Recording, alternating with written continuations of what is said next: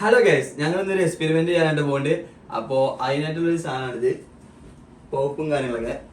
ഇത് ഞാനൊരു ചെറിയൊരു തമിഴ് ബ്ലോഗിൽ കണ്ടതാണ്. ഒരു തണുപ്പുള്ള സ്ഥലത്ത് പോയിക്കാണ്ട് ഒരാളെ ഇരുത്തിക്കാണ്ട് നമ്മൾ വലിക്കുമ്പോൾ കൈമ ഷോക്ക് എനർജി ഫീൽ ചെയ്യുന്ന സംഭവം. അപ്പോൾ നമുക്ക് ജസ്റ്റ് ട്രൈ ചെയ്ത് നോക്കാം. അപ്പോൾ നമുക്ക് അതിനായിട്ട് വരുന്നത് നമ്മളെ സ്വന്തം പ്രാതിനെ തന്നെയാണ് എക്സ്പെരിമെന്റിനായി കിട്ടിയിട്ടുള്ളത്.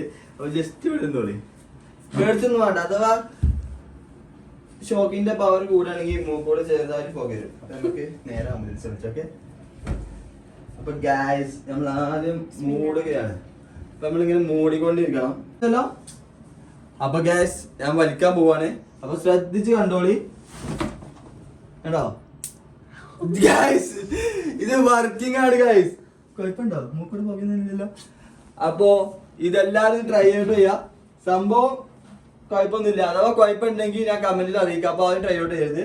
അപ്പൊ നമുക്ക് ലൈറ്റ് ഒക്കെ ഒന്ന് കെടുത്തിട്ട് നോക്കാം ഗൈസ്. ലൈറ്റ് കിടക്കാൻ പോകുന്നു ഗൈസ്.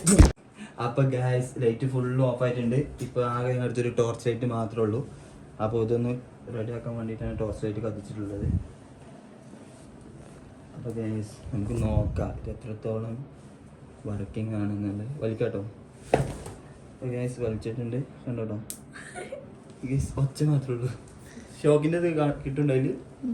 അപ്പോൾ നമുക്ക് ഒന്നും കൂടി കണ്ടോ കണ്ടോ.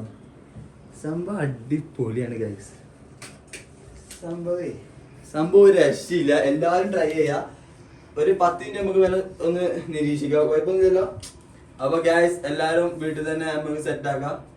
കാരണം ഞങ്ങളിത് പണ്ട് ചെയ്ത് നോക്കിന്, പക്ഷെ അപ്പോൾ വർക്ക് ചെയ്തില്ല. പിന്നെയാണ് മനസ്സിലാവേണ്ടത് AC കുറച്ച് തണുക്കണം എന്നുള്ളത്.